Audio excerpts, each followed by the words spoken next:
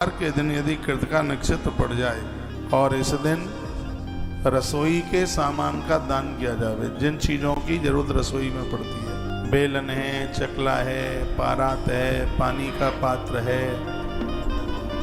चाकू है, तवा है, करछली है, चिमटा है, यानी कढ़ाई है, ये भोजन बनाने वाले जो पात्र हैं, कृतिका नक्षत्र पड़ जाए सोमवार, ये लिख लो, मेरा निवेदन है इसको।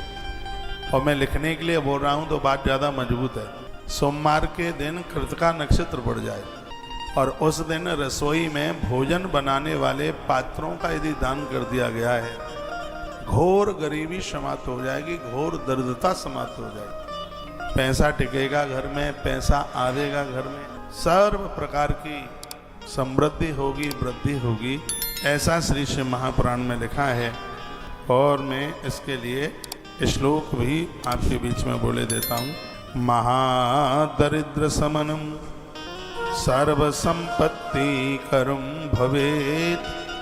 बहुत धन पाने के लिए, बहुत बड़ी दरिद्रता को समाप्त करने के लिए ग्रही क्षेत्रादिदानांश ग्रहोपकरणादिना, घर में रसोई में काम आने वाले यदि उन पात्रों को दान स्वरूप दे दिया जावे तो घोर गरीबी का नाश हो जाता। आपको ध्यान हो, पिछले साल हमने पता नहीं कौन सी सेवा में चकला और बेलन का दान किया था। पूरे वृंदावन के आश्रम में लोगों को तो अचंभा भी हो रहा था कि करते क्या है, बेलन चकले का भी कोई दान होता है क्या? होता है ना, शिव पुराण में वर्णन। चिमटा, करछली, भोजन परात, ये भोजन बनाने की, चाकू भी लिखा है इसमें, छलनी भी लिखी है। यानी जो जो रसोई में जो बर्तन काम में आते हैं, सोमवार के दिन कृतिका नक्षत्र पड़ जावे और उस दिन यदि भोजन बनाने वाली पात्रताओं का दान कर दिया जावे तो क्या लिखा है इसमें कि महादारिद्र समनम सर्व संपत्ति करम भवे। महादरिद्रता का नाश हो जाएगा और घर में बहुत बड़ी संपत्ति चल करके आ जाएगी, घर में पैसा रुकना आरंभ हो जाएगा। इतनी बड़ी महिमा भगवान शिव से जुड़ने पर, इतनी बड़ी महिमा का वर्णन किया गया है। सर्वथा गरम परम, ऐसा लग रहा है आपके दर्शन मात्र से मेरे कष्टों की निवृत्ति हो गई है। सूत शौनक ऋषियों को कहते हैं कि नारद जी वहां गए उसके पास, उसको परिचय पूछा, कहा काशित्वम का विमोचहिमा नारायण का पद्म लोचना। नारद जी कहते हैं, उस देवी से पूछते हैं कि तुम कौन हो, ये दोनों पुरुष तुम्हारे क्या लगते हैं, तुम्हारे पास से कमल नैनी स्त्रियां हैं, ये कौन है, तुम हमें विस्तार पूर्वक कहिए, अपना परिचय बताइए। तो उस स्त्री ने कहा, अहम भक्ति ऋत ख्याता इमो में तनयो मतो ज्ञान वैराग्य नामानु काल योगिन जरूर। वो कहती है कि लोग मुझे भक्ति के नाम से जानते हैं, दो मेरे पुत्र हैं, ज्ञान और वैराग्य आज चेतन हो गए हैं, आपसे प्रार्थना करते हैं कि आप कुछ कीजिए कि अपने होश में आ जाए। देव श्री नारद जी कहते हैं, देवी आप भक्ति माता है? उसने कहा, हाँ हम भक्ति है। भक्ति में 5-4 चीजें होती हैं। महापुरुषों का सानिध्य होता है, अच्छी संगता होती है, ईश्वर से मिलने के लिए उत्साह होता है, जिसमें अपनी कोई चाहती ही नहीं होती, सब इच्छाएं भगवान से जुड़ जाती हैं, भक्ति का सूत्र है। नारद जी ने 84 सूत्र भक्ति के लिखे हैं, नारद भक्ति सूत्र नाम के ग्रंथ है। इस ग्रंथ को ठीक से पढ़ लिया जाए तो भगवान के लिए आप रोए बिना नहीं रह सकते, हर क्षण हर पल आंख में आंसू भगवान के लिए होंगे, ऐसा अद्वितीय है ग्रंथ है। तो भक्ति माता कहने लगी, मेरे 2 पुत्र हैं, जर्जर हो गए, गुरुदेव समझ में आ नहीं रहा है, क्या करें। गीता जी का पाठ सुनाया, श्रीमद् भगवद गीता। नारद जी ने गीतार पाठेर मुहु मुहु, 1 अध्याय गीता जी रोज पढ़ लिया करें। गीता जीवन का समाधान है, गीता सुगीता कर्तव्य। गीता हमें कर्तव्य करना सिखाती है। 45 मिनट गीता का ज्ञान भगवान ने कुरुक्षेत्र में दिया। श्रीमद् भगवद गीता सबके लिए गुरु का काम करती है। मैं कहूंगा हर एकादशी के दिन रोज हो सके तो रोज पढ़िए, नहीं तो हर 11 के दिन श्रीमद् भगवद गीता आप जरूर पढ़िए, क्योंकि एकादशी उसकी जन्म तिथि है गीता की। अभी गई है 11 को गीता जयंती पूरे देश में मनाई गई है। पूरे देश में मनाइए। गीता हमारे प्रश्नों का समाधान करती है। गीता हमें निज स्वरूप में लौटाती है। गीता एक बड़ा अद्वितीय ग्रंथ है, इसलिए उसको ब्रह्म विद्या में भी इसको लिया गया है। तो गीतार पाठ मुंह गीता जी का पाठ किया गया, आकाशवाणी हुई और आकाशवाणी ने कहा कि विशाल क्षेत्र जाओ, बद्रीनाथ क्षेत्र में जाओ और वहां तुम्हें कुछ संत मिलेंगे, महापुरुष मिलेंगे और महात्माओं के द्वारा समस्या का समाधान होगा। नारद जी सीधे बद्रीनाथ क्षेत्र गए। कभी समय मिले बद्रीनाथ जाना। मनुष्य जीवन ही अधूरा लगता है यदि 4 धाम की यात्रा न की जाए। 4 धाम उत्तराखंड के अलग है, सबको मिला के 4 धाम अलग है। श्री रामेश्वरम, बद्रीनाथ, पुरी जगन्नाथ और श्री द्वारकाधीश, ये चारों दिशाओं में ये चारों धाम है। आदि शंकराचार्य भगवान ने चारों दिशाओं से सभी लोगों को एक साथ जोड़ने की बात करी। उन्होंने 4 धामों के ऊपर इतना कुछ कहा, इसलिए 4 पीठ चारों दिशाओं में उन्होंने बनाई। शंकराचार्य की 4 पीठ इसलिए क्योंकि पूरा भारत अपने आप में जुड़ करके रहे। उत्तर के लोग बहुत पुरी आते हैं, उधर उत्तर के लोग बहुत लोग आते हैं, दक्षिण पहुंचते हैं रामनाथ भगवान का, रामेश्वर भगवान का दर्शन करने के लिए। ये इसलिए है क्योंकि पूरा भारत जुड़ करके रहे। मनुष्य जीवन मिला है तो आप उत्तराखंड के भी चारों तीर्थ कीजिए, बद्री, केदार, गंगोत्री, यमुनोत्री।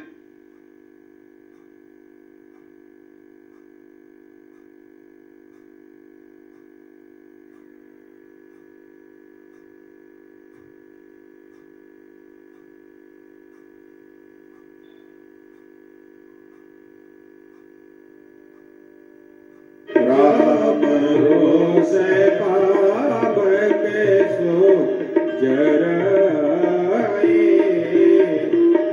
जो अपराध भगत सन करई, जो अपराध भगत सन करई।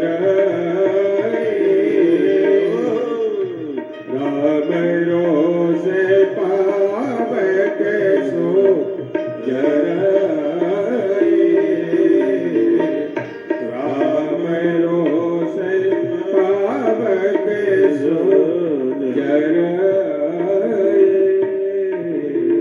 जो भी कोई भगवान का अपराध करे, भगवान के भक्त का अपराध करेगा, मुझे नहीं दिखी कहीं पवित्रता, दया, दान कहीं दिखा नहीं है।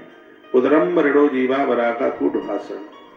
बेचारे जीव केवल अपना पेट भरने के लिए, पालने के लिए लगे हैं। असत्यवासी, आलसी, मंदबुद्धि, भागीन, उपद्रवग्रस्त लोग मैंने अपनी आंखों से देखे। लोगों को जला जला करके मार रहे हैं, लोगों को लूट रहे हैं।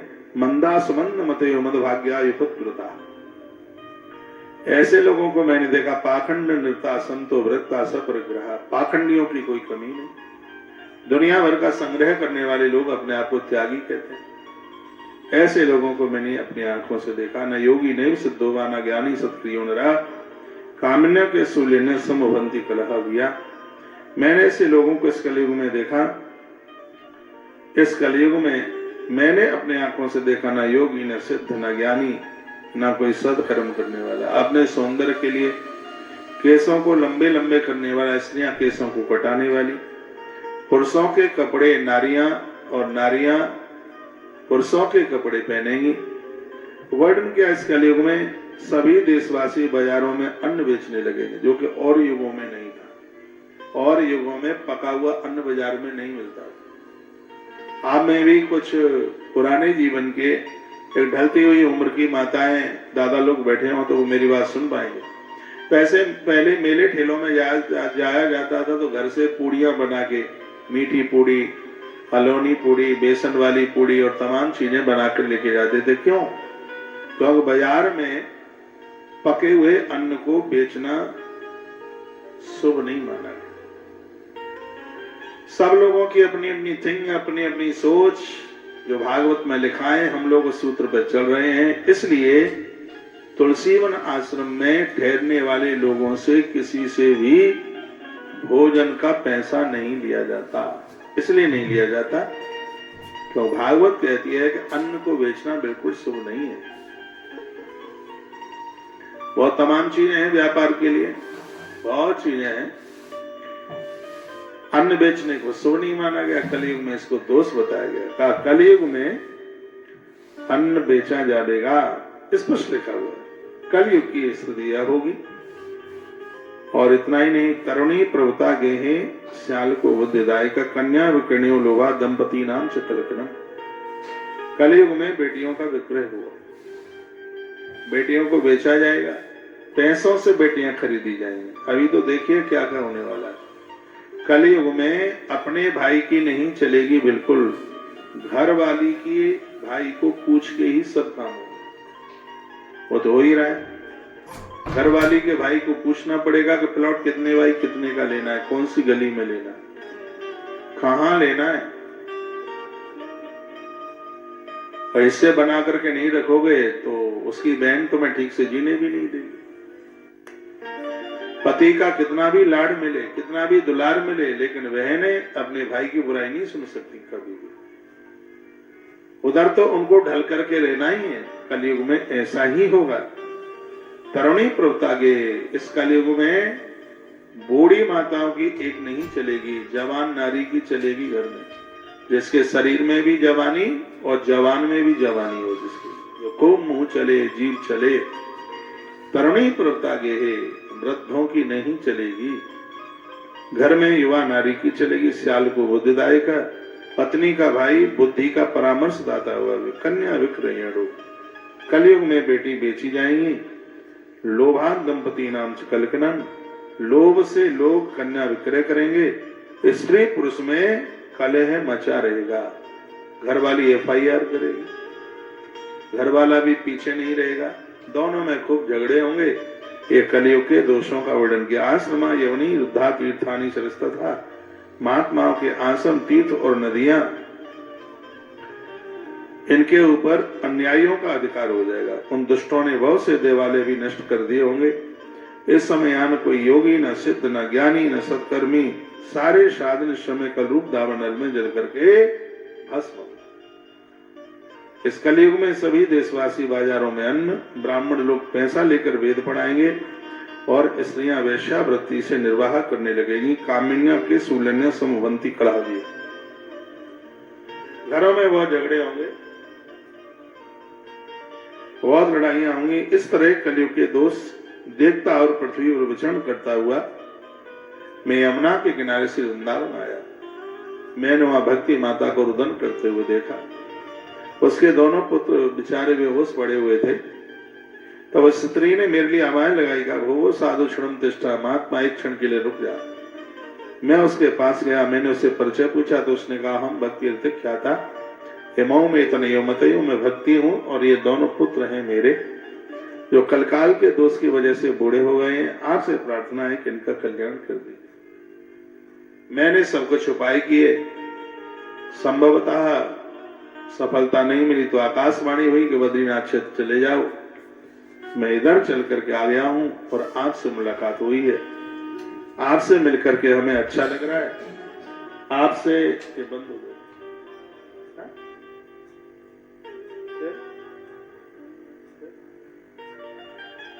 बोली बांके बिहारी लाल की जय हो, श्री हनुमान जी महाराज की जय हो।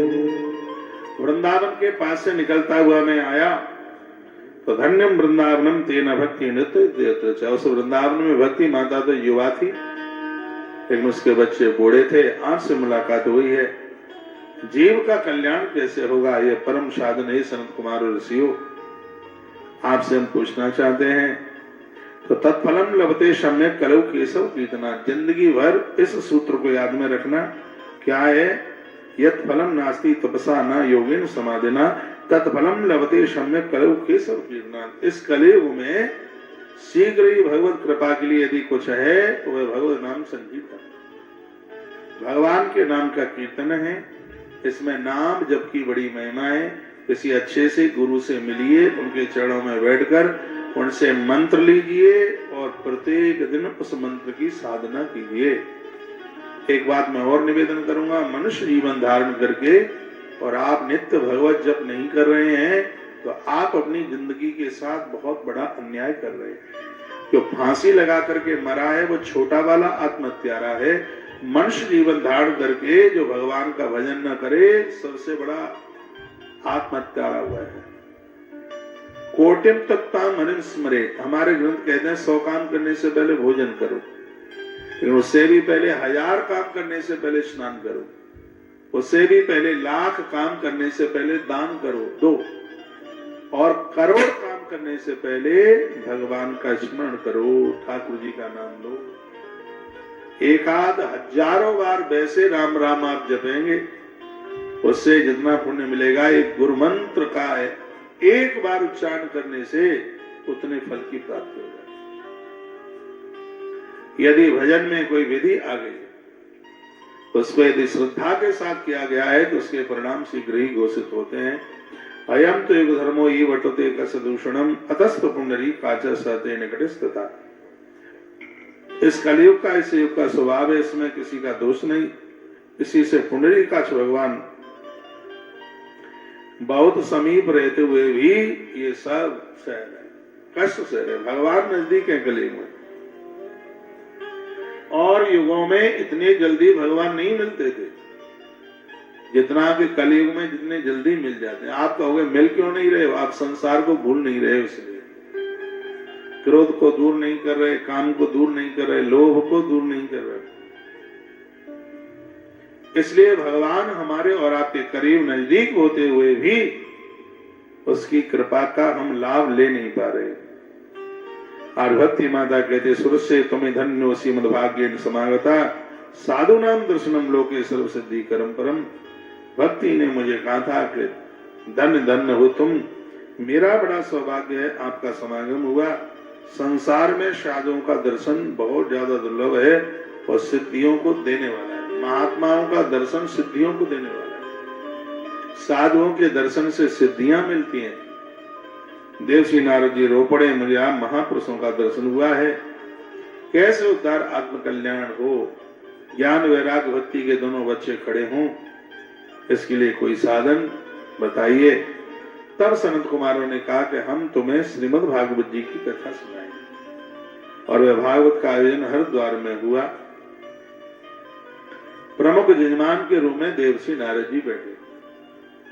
प्रमुख जजमान के रूप में मैं कहना चाहूंगा 4 बजने वाले हैं। तत्काल तुलसी तपोवन यूट्यूब चैनल पर जुड़ करके पूरी कथा सुनिए। 5 बजे तक कम से कम कथा चलेगी। पांडाल परिसर में पहुंच के कथा सुने। जितने भी सिलीगुड़ी वासी हैं और भी हमें सुन पा रहे हैं, यहाँ के स्थानीय लोगों को, बाहर से मुझे सुनने वाले लोगों को, उनको भी कहना चाहूंगा इस समय गौतीर्थ तुलसी तपोवन गौशाला में इतना बड़ा अनुष्ठान चल रहा है नारायण कवच। भागवत जी में नारायण कवच की कथा आती है कि इंद्र वृत्रासुर के मुंह में चले गए थे। नारायण कवच के मूल मंत्र के द्वारा उन्होंने अपने प्राण बचाए। अपने परिवार की सुरक्षा के लिए आपके घर में जादू टोना टोटका दुकान को कोई बांध न सके, अट्टा सट्टा बट्टा में पैसा खर्च न हो, नारायण कवच का अनुष्ठान, और वो भी अगहन के महीने में, मार्गशीर्ष के महीने में हो रहा है। कल पूरा होगा, जिसका संकल्प कल छूटेगा। आज भी हमें जो भी नाम मिलेंगे तो उनकी पूजा यहाँ पर बड़े अद्भुत ढंग से चल रही है। हमारे ग्रुप में सभी वीडियो पड़ी है। एक छोटा सा सहयोग 3100 रुपए का सहयोग लिया जा रहा है, उसको जमा करके और आप ये मौका कमा लें। इसके प्रसाद में चारों आयुध शंख चक्र गदा और पद्म ये दिए जा रहे हैं। जितना भी आप देख रहे हैं गौतीर्थ तुलसी तपोवन गौशाला की तस्वीरें आप देख रहे हैं, जो कि आज दुनिया की एक बेहतरीन और एक बहुत बड़ी गौशाला बनने के लिए जा रही है। पूरे देश में जगह जगह इसी गौशाला के लिए आयोजन हो रहे हैं। पूरी दुनिया की पहली गौशाला इस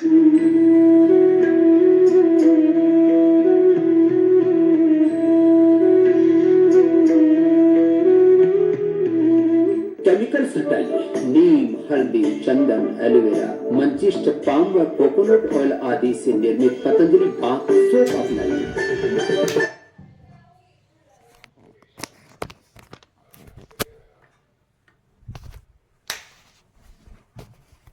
सर्वथा गरम परम, ऐसा लग रहा है आपके दर्शन मात्र से मेरे कष्टों की निवृत्ति हो गई है। सूत शौनक ऋषियों को कहते हैं कि नारद जी वहां गए उसके पास, उसको परिचय पूछा, कहा काशितम काव्यमोचहिमा नार्यन का पद्म लोचना। नारद जी कहते हैं उस देवी से पूछते हैं कि तुम कौन हो, ये दोनों पुरुष तुम्हारे क्या लगते हैं, तुम्हारे पास से कमल नैनी स्त्रियां हैं, ये कौन है, तुम हमें विस्तार पूर्वक कहिए, अपना परिचय बताइए। तो उस स्त्री ने कहा, अहम भक्ति ऋत ख्याता इमो में तनयो मतो ज्ञान वैराग्य नामानु काल योगिन जरूर। तो कहती है कि लोग मुझे भक्ति के नाम से जानते हैं, दो मेरे पुत्र हैं, ज्ञान और वैराग्य आज चेतन हो गए हैं, आपसे प्रार्थना करते हैं कि आप कुछ कीजिए, ये अपने होश में आ जाए। देवसी नारद जी कहते हैं, देवी आप भक्ति माता है? उसने कहा, हाँ हम भक्ति है। भक्ति में 5-4 चीजें होती हैं। महापुरुषों का सानिध्य होता है, अच्छी संगता होती है, ईश्वर से मिलने के लिए उत्साह होता है, जिसमें अपनी कोई चाहते ही नहीं होती, सब इच्छाएं भगवान से जुड़ जाती हैं। भक्ति का सूत्र है। नारद जी ने 84 सूत्र भक्ति के लिखे हैं, नारद भक्ति सूत्र नाम के ग्रंथ में। इस ग्रंथ को ठीक से पढ़ लिया जाए तो भगवान के लिए आप रोए बिना नहीं रह सकते। हर क्षण हर पल आंख में आंसू भगवान के लिए होंगे, ऐसा अद्वितीय है ग्रंथ है। तो भक्ति माता कहने लगी, मेरे 2 पुत्र हैं, जर्जर हो गए, गुरुदेव समझ में आ नहीं रहा है, क्या करें। गीता जी का पाठ सुनाया, श्रीमद् भगवद गीता। नारद जी ने गीतार पाठेर मुहु मुहु, 1 अध्याय गीता जी रोज पढ़ लिया करें। गीता जीवन का समाधान है, गीता सुगीता कर्तव्य। गीता हमें कर्तव्य करना सिखाती है। 45 मिनट गीता का ज्ञान भगवान ने कुरुक्षेत्र में दिया। श्रीमद् भगवद गीता सबके लिए गुरु का काम करती है। मैं कहूंगा हर एकादशी के दिन रोज हो सके तो रोज पढ़िए, नहीं तो हर 11 के दिन श्रीमद् भगवद गीता आप जरूर पढ़िए, क्योंकि एकादशी उसकी जन्म तिथि है गीता की। अभी गई है 11 को गीता जयंती पूरे देश में मनाई गई है, पूरे देश में मनाई है। गीता हमारे प्रश्नों का समाधान करती है, गीता हमें निज स्वरूप में लौटाती है। गीता एक बड़ा अद्वितीय ग्रंथ है, इसलिए उसको ब्रह्म विद्या में भी इसको लिया गया है। तो गीतार पाठेर मुहु मुहु, गीता जी का पाठ किया गया। आकाशवाणी हुई और आकाशवाणी ने कहा कि विशाल क्षेत्र जाओ, बद्रीनाथ क्षेत्र में जाओ और वहां तुम्हें कुछ संत मिलेंगे, महापुरुष मिलेंगे और महात्माओं के द्वारा समस्या का समाधान होगा। नारद जी सीधे बद्रीनाथ क्षेत्र गए। कभी समय मिले बद्रीनाथ जाना। मनुष्य जीवन ही अधूरा लगता है यदि 4 धाम की यात्रा न की जाए। 4 धाम उत्तराखंड के अलग है, सबको मिला के 4 धाम अलग है। श्री रामेश्वरम, बद्रीनाथ, पुरी जगन्नाथ और श्री द्वारकाधीश, ये चारों दिशाओं में ये चारों धाम है। आदि शंकराचार्य भगवान ने चारों दिशाओं से सभी लोगों को एक साथ जोड़ने की बात करी। उन्होंने 4 धामों के ऊपर इतना कुछ कहा, इसलिए 4 पीठ चारों दिशाओं में उन्होंने बनाई। शंकराचार्य की 4 पीठ इसलिए क्योंकि पूरा भारत अपने आप में जुड़ करके रहे। उत्तर के लोग बहुत पुरी आते हैं, उधर उत्तर के लोग बहुत लोग आते हैं, दक्षिण पहुंचते हैं रामनाथ भगवान का, रामेश्वर भगवान का दर्शन करने के लिए। ये इसलिए है क्योंकि पूरा भारत जुड़ करके रहे। मनुष्य जीवन मिला है तो आप उत्तराखंड के भी चारों तीर्थ कीजिए, बद्री, केदार, गंगोत्री, यमुनोत्री।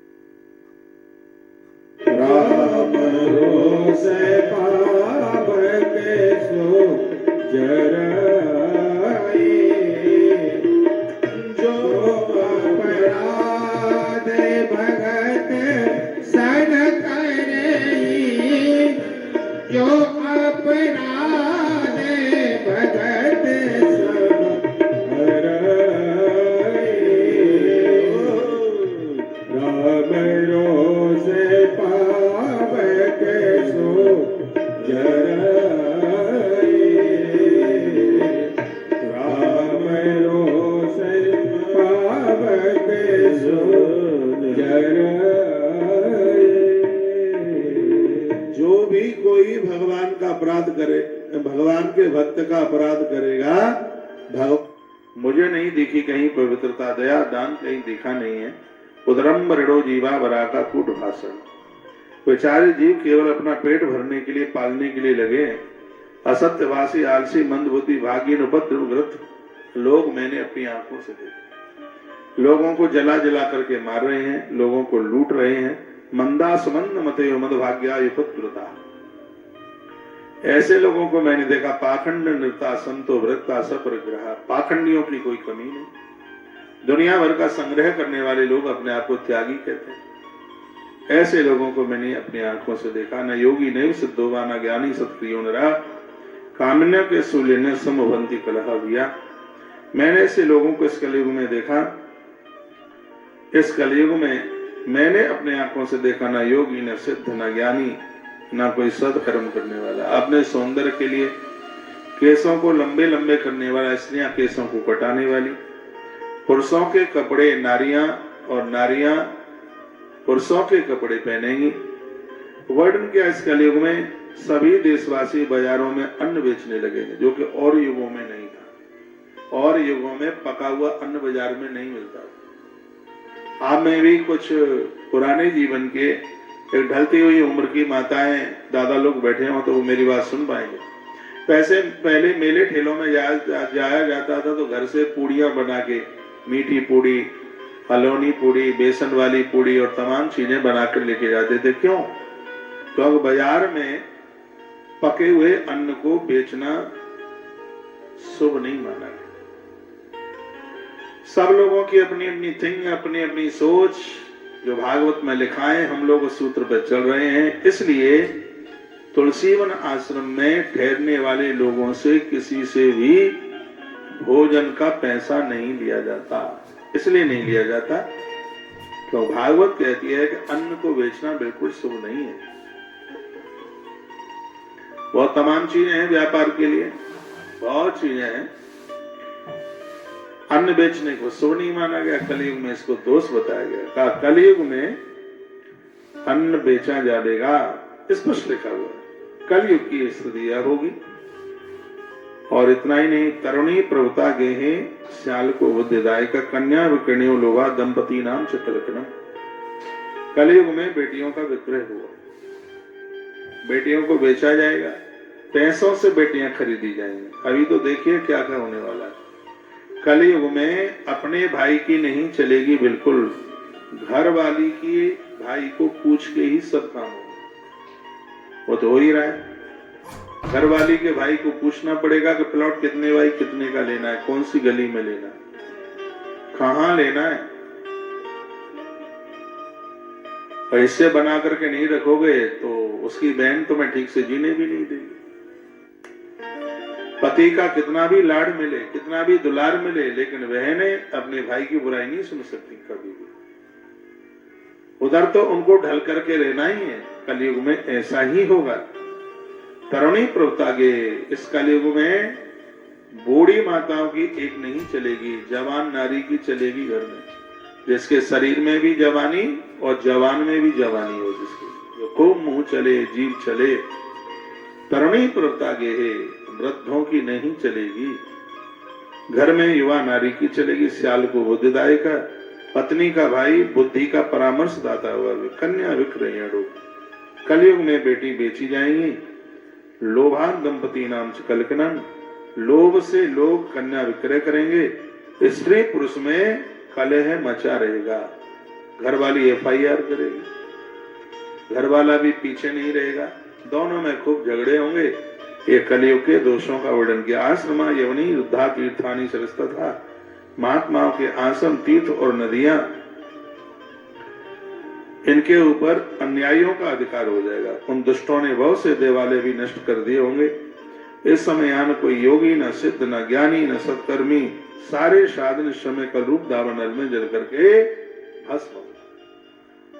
इस कलयुग में सभी देशवासी बाजारों में अन्न, ब्राह्मण लोग पैसा लेकर वेद पढ़ाएंगे और स्त्रियां वेश्यावृत्ति से निर्वाह करने लगेंगी। कामिन्या के सुलन्य समवंती कलह दिए। घरों में बहुत झगड़े होंगे, बहुत लड़ाइयां होंगी। इस तरह कलयुग के दोष देखता और पृथ्वी पर विचरण करता हुआ मैं यमुना के किनारे से वृंदावन आया। मैंने वहां भक्ति माता को रुदन करते हुए देखा। उसके दोनों पुत्र बेचारे बेहोश पड़े हुए थे। तब उस स्त्री ने मेरे लिए आवाज लगाई, कहा वो साधु क्षणम तिष्ठा, महात्मा एक क्षण के लिए रुक जा।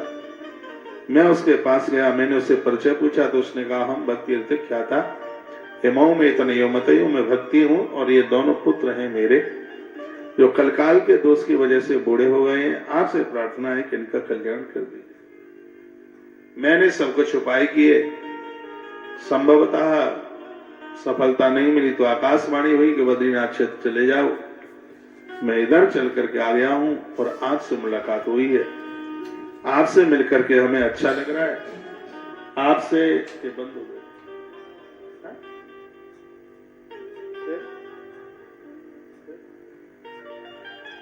बोली बांके बिहारी लाल की जय हो, श्री हनुमान जी महाराज की जय हो। वृंदावन के पास से निकलता हुआ मैं आया तो धन्यम वृंदावनम तेना भक्ति नृत्य। उस वृंदावन में भक्ति माता तो युवा थी, लेकिन उसके बच्चे बूढ़े थे। आज से मुलाकात हुई है।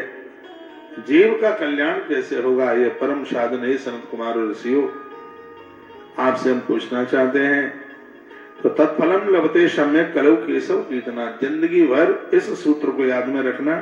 क्या है? यत् फलम नास्ति तपसा न योगेन समाधिना तत्फलम लभते सम्यक कलौ केशव कीर्तना। इस कलयुग में शीघ्र ही भगवत कृपा के लिए यदि कुछ है तो वह भगवत नाम संकीर्तन, भगवान के नाम का कीर्तन है। इसमें नाम जप की बड़ी महिमा है। किसी अच्छे से गुरु से मिलिए, उनके चरणों में बैठकर उनसे मंत्र लीजिए और प्रत्येक दिन उस मंत्र की साधना कीजिए। एक बात मैं और निवेदन करूंगा, मनुष्य जीवन धारण करके और आप नित्य भगवत जप नहीं कर रहे हैं तो आप अपनी जिंदगी के साथ बहुत बड़ा अन्याय कर रहे हैं। जो फांसी लगा करके मरा है वो छोटा वाला आत्महत्यारा है। मनुष्य जीवन धारण करके जो भगवान का भजन न करे सबसे बड़ा आत्महत्यारा हुआ है। कोटिम तत्ता मनिम स्मरे, हमारे ग्रंथ कहते हैं 100 काम करने से पहले भोजन करो, लेकिन उससे भी पहले 1000 काम करने से पहले स्नान करो, उससे भी पहले 1,00,000 काम करने से पहले दान करो, दो, और करोड़ काम करने से पहले भगवान का स्मरण करो, ठाकुर जी का नाम लो। एकाध हजारों बार वैसे राम राम आप जपेंगे, उससे जितना पुण्य मिलेगा एक गुरु मंत्र का है एक बार उच्चारण करने से उतने फल की प्राप्ति हो जाए। यदि भजन में कोई विधि आ गई, उसको यदि श्रद्धा के साथ किया गया है तो उसके परिणाम शीघ्र ही घोषित होते हैं। अयम तो युग धर्मो ये वर्तते कसदूषणम अतस्थ पुंडरी काचा सहते निकटस्थता। इस कलयुग का, इस युग का स्वभाव है, इसमें किसी का दोष नहीं। इसी से पुंडरी काच भगवान बहुत समीप रहते हुए भी ये सब सह रहे, कष्ट सह रहे। भगवान नजदीक है कलयुग में, और युगों में इतने जल्दी भगवान नहीं मिलते थे जितना कि कलयुग में जितने जल्दी मिल जाते हैं। आप कहोगे मिल क्यों नहीं रहे हो? आप संसार को भूल नहीं रहे, इसलिए क्रोध को दूर नहीं कर रहे, काम को दूर नहीं कर रहे, लोभ को दूर नहीं कर रहे। इसलिए भगवान हमारे और आपके करीब नजदीक होते हुए भी उसकी कृपा का हम लाभ ले नहीं पा रहे। और भक्ति माता कहते सुरस्य तुम्हें धन्यो श्रीमद्भाग्येन समागता साधु नाम दर्शनम लोके सर्व सिद्धि करम परम।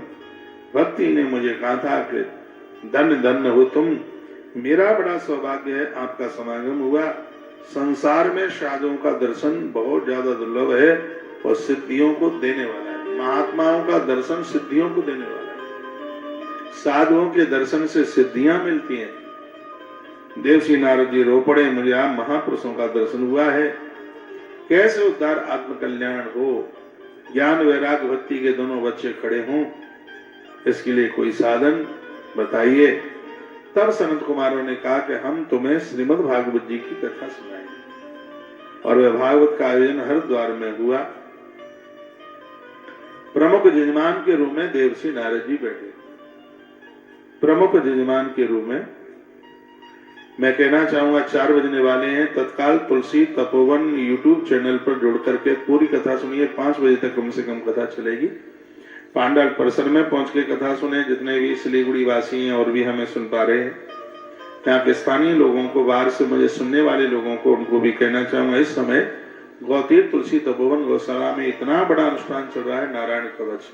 भागवत जी में नारायण कवच की कथा आती है कि इंद्र वृत्रासुर के मुंह में चले गए थे। नारायण कवच के मूल मंत्र के द्वारा उन्होंने अपने प्राण बचाए।